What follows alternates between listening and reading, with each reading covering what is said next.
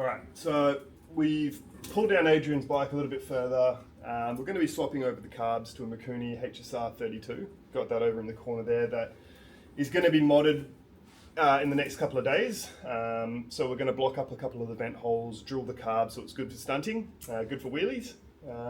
At the moment, we are currently doing a full cam chest conversion so we can run the later model cam, so the 07 to 16, 07 to 17 model cams.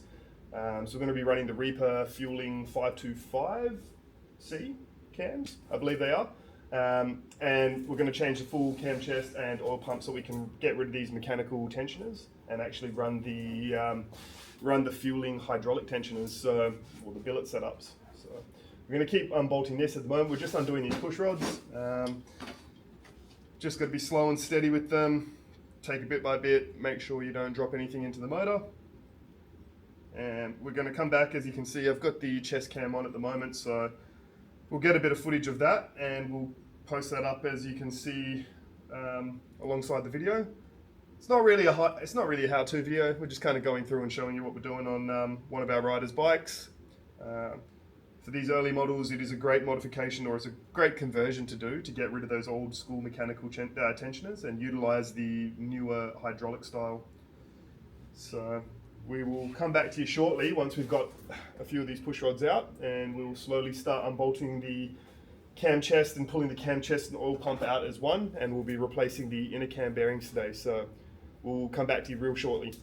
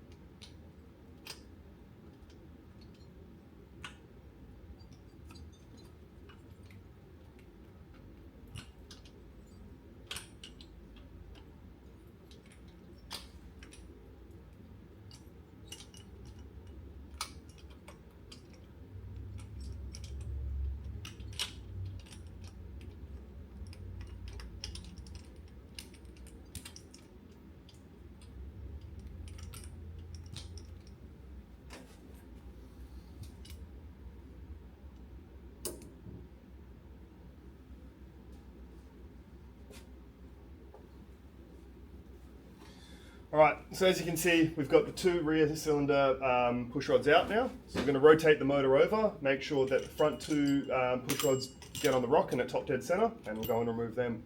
So we'll go and do that now and get back to you. Alright, so we've just moved.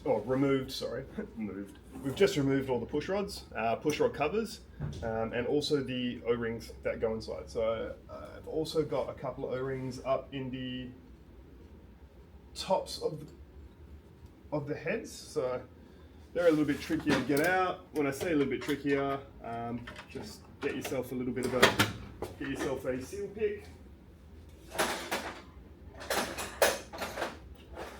When I can find mine, just a little bit of a seal pick.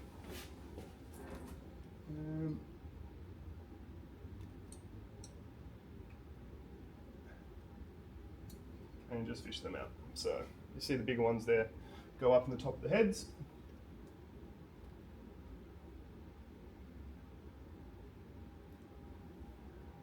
So we'll pick all four of those out.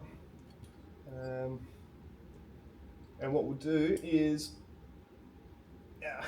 once those are out,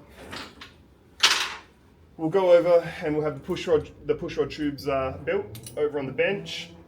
We're actually going to replace these ran Screamin' Eagle push rods, so we'll be changing these out for the fueling push rods.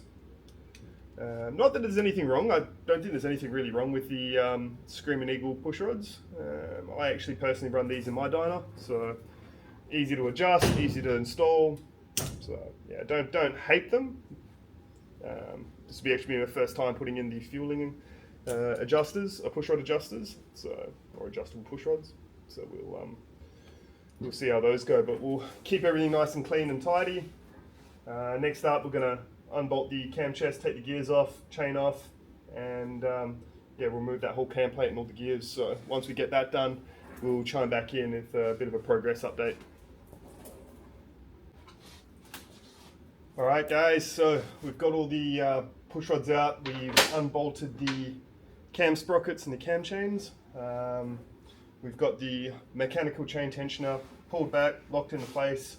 So what we're going to do is start removing all the bolts, and we're actually going to remove out and take out the cam plate and oil pump and cams all as one. So we'll do that, and then we'll show you the next step, and we'll go from there. So yeah, it's a bit of a dirty job, but at the end of the day, it's pretty simple if you take your time and you're relatively methodical. Try to keep as clean a workspace as you sort of can, minus the things that you're using. Try not to miss bolts in bags that you said you put aside so you don't do this. No,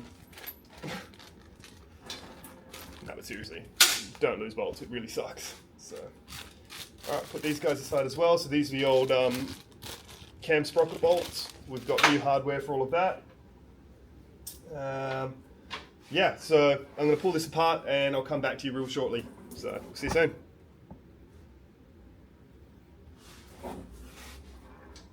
Yeah, so we'll get all this pulled apart and we'll get the cam plate and oil pump and all that out, and we'll show you what's inside.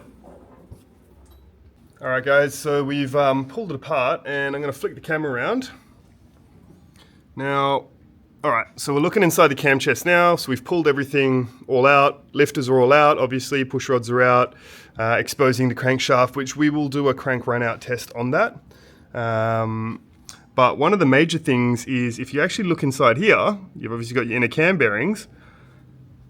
One thing I've noticed, if you look real careful, this inner cam bearing, don't know if you can actually see it, but that's actually not a full complement inner cam bearing, I don't believe, whereas this guy is. Why was that inner cam bearing either not replaced or replaced with a standard bearing? So we've got the inner cam bearing tool here. We've just pulled out the old cam bearings and we are just installing the new ones, if you can see in there. So that's the other new one installed. All right, so all the cam job was done by another shop. Where they replaced the cams, the tensioners. They obviously have done a crank run out, which you would assume we're about to do one. And then apparently inner cam bearings were done. Now we got here, obviously this is an upgraded full complement inner cam bearing. Looks sweet.